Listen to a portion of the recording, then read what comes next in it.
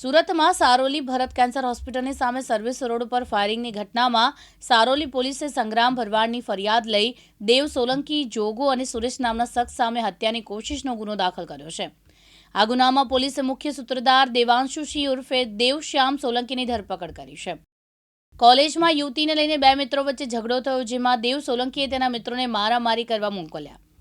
આરોપી દેવ એમકોમ સુધીનો અભ્યાસ કરેલો છે અને હાલમાં તે સરકારી પરીક્ષા આપવાની તૈયારી કરે છે.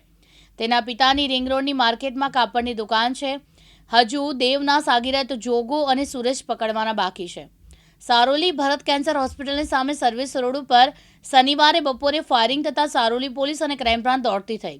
પોલીસે જણાવ્યું કે નિયોલ પાટિયા પાસેની કોલેજમાં યુવતીને લઈને બે યુવકો વચ્ચે માથાકૂટ થઈ, જેને લઈને એક મિત્ર વાંકું પડ્યું. સીસીટીવીમાં કારમાં 3-4 શખ્સો મોઢા પર રૂમાલ બાંધીને નીચે ઉતરે. સામે ઉભેલા શખ્સો પણ તૈયારીમાં હોય છે. બંને વાત કરવાને બદલે લાકડાના ફટકાથી મારવા લાગતા હોય તેમ ફાયરિંગ જોગાએ કર્યું હતું. કાનાભાઈ મેર, દિવ્યાંગ ન્યૂઝ, સુરત.